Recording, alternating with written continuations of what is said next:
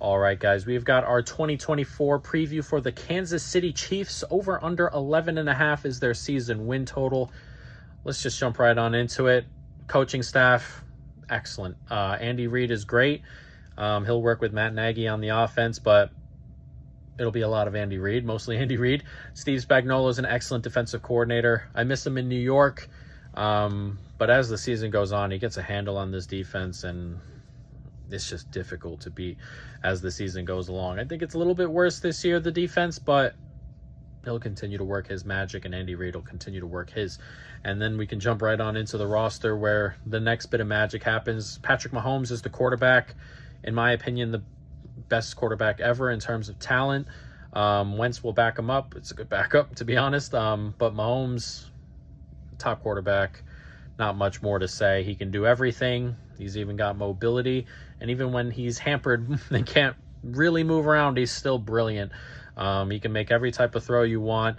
There's not really much to say. We all know about Patrick Mahomes as they chase a third straight Super Bowl, by the way. Running back room's pretty good. Isaiah Pacheco, crazy running style, but it works. He runs like a bowling ball is probably a good way to put it.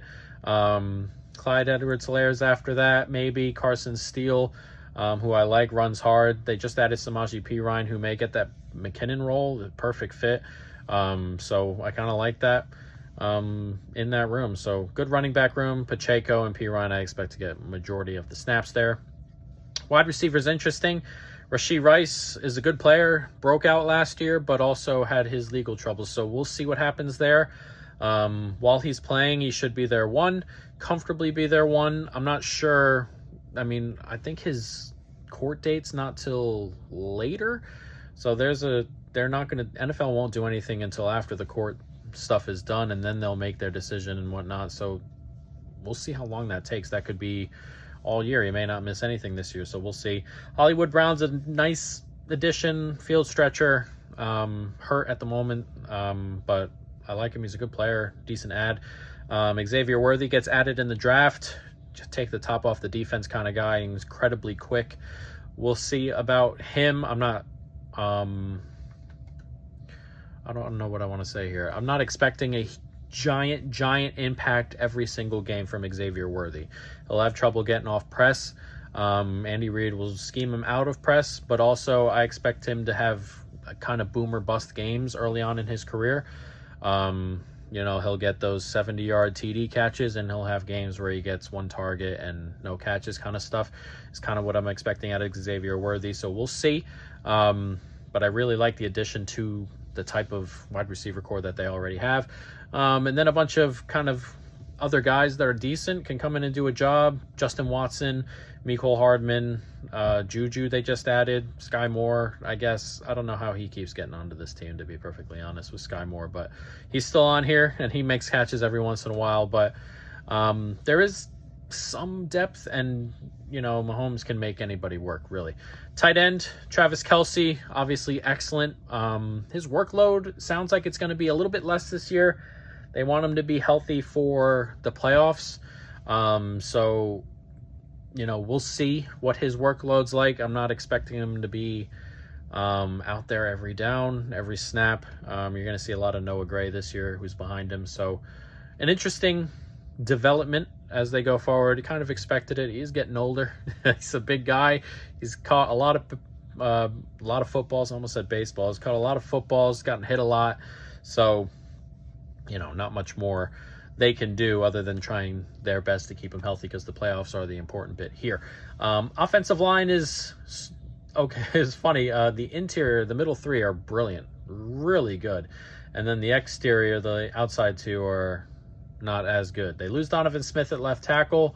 Suamatea or Morris, one of those two are going to play left tackle. We'll see, most likely. Jawan Taylor at right tackle, who struggled a bit last year, noticeably. So need him to get back to his Jags form, really.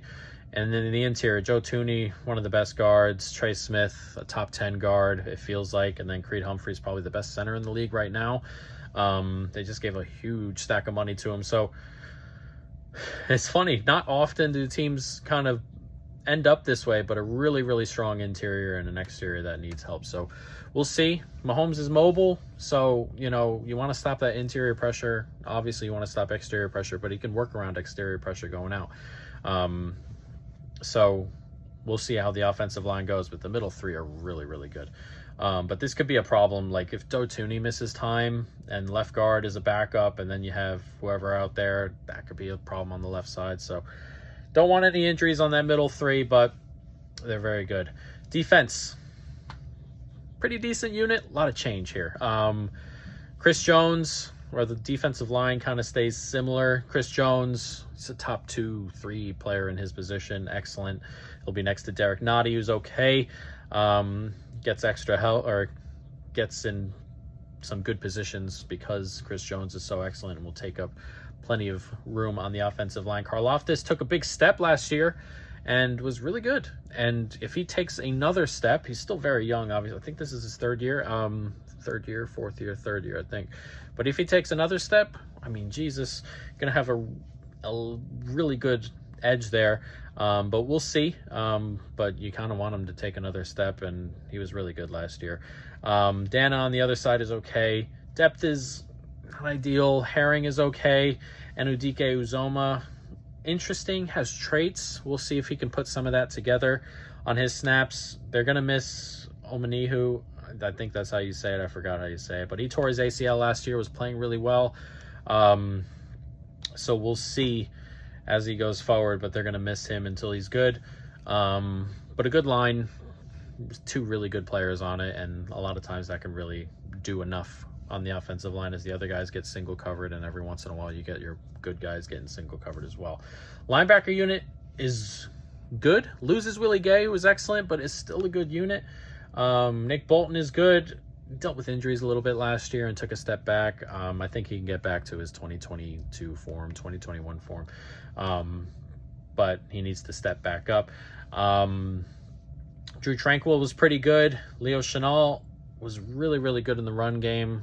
Graded like a 91, 92 in PFF and run defense. He was excellent in that part of the game last year. So it's still a good room. Willie Gay's a loss, but the talent here mitigates that just a little bit. And then the secondary is interesting. We'll start with safety here. Justin Reed, Brian Cook, they're both good. They both, Brian Cook had a good year last year. Justin Reed's talented. So they're good at safety. Corners where things get a little bit weird. They lose L'Jarius Sneed. He's been the top corner in the NFL for 2 years now, it feels like. So that's a big loss, big lockdown corner on the outside. They're going to move McDuffie. He's excellent, McDuffie. He's been playing in the slot, though, so he's moving outside this year. Interesting move. We'll see what that's like. As I said, he's been great. He's been excellent, but they're going to move him outside full-time, so we'll see what that's like. It's a change for sure. Shamari moves inside to the slot, probably. Joshua Williams, Nazeeh Johnson, probably going to battle for that other outside spot, so kind of gets a little bit iffy. McDuffie misses time here. The corner room's probably not great. So we're going to have to keep an eye on that. But defensive line and the front seven are good enough to kind of hold off should there be an injury to McDuffie. But if McDuffie's in and playing okay on the outside and the front seven are healthy and going, I think it's good enough because the safeties are good too. So interesting there. As for the schedule, it's pretty tough looking through it. There's some weird stretches, and every time I think it's going to let up, it really doesn't. First five are difficult. You get Baltimore and Cincinnati to start, the two favorites in the NFC North, though. They're both at home. Curtain raiser of Baltimore. They lost that last year to, I think it was Detroit 21-20, though weird circumstances behind that. They were the better team in that one. And then you get Cincinnati early on while they're still kind of getting things figured out. They have their own problems, but we'll see. Still, it's kind of like their bogey team, really. So tough 2 games, and then you go to Atlanta and then go to the Chargers, who's a division opponent. So those first 4 are very difficult. Then you get New Orleans at home, bit of a break, and then a bye. And then you come out of that bye and you're at San Francisco, which is a tough one, but at least you're coming out of your bye there. Then you travel to Las Vegas. There's a nice stretch here. Travel to Las Vegas, home to Tampa Bay, home to Denver. That's a good stretch. You want to go 3-0 there. if you're trying to get the 1 seed, which would probably be where they're looking.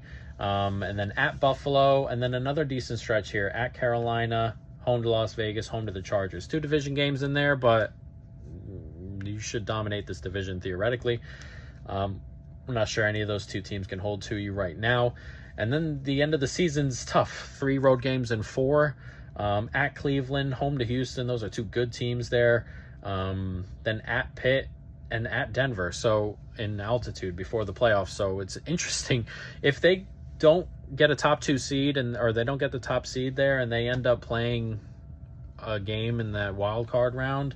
You go at Cleveland, home to Houston, at Pitt, at Denver in altitude, and then you got another game the week after that in the playoffs. So it's a difficult end of season run there, should they miss out on the 1 seed. But this is obviously a very good team. We have one bet here. We had another bet recently. It was, it's not going to be in the video, but we put it out already. It was a parlay of the Chiefs to win their division. I still like them to win their division. And I still like them to win their division, and then we parlayed that with Oregon to make the college football playoff. But we have one bet here for today. Xavier Worthy under 750.5 receiving yards at plus 110. That is a $1 bet. We're playing under on this because I think he's boom or bust just week to week. I don't think he's boom or bust in his career. I'm not saying he's a bust or anything, but this is a smaller receiver who's going to, as we said, struggle with press. And Andy Reid is going to scheme him open in a variety of different things. He's going to have screens and stuff like that. But to me, this is a 50-yard catch guy or 2 targets for, one catch on a screen that goes 6 yards, and that's kind of it kind of guy. Rashee Rice, I don't expect to be suspended till really late, if suspended at all. Hollywood Brown's a good receiver when he comes back healthy. There are other players behind them that could take some snaps.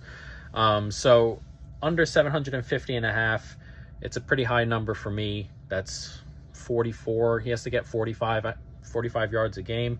I'm kind of surprised this is higher than Odunze's, despite the competition Odunze has. He's not the one here. Kelsey's obviously excellent when he's playing. Hollywood Brown's good. There are going to be 4 pass catchers out there. The running backs can catch too. Mahomes can run. I expect them to run the ball a decent amount with Pacheco too. So I think this is kind of high for Xavier Worthy. But that is our preview for the Kansas City Chiefs.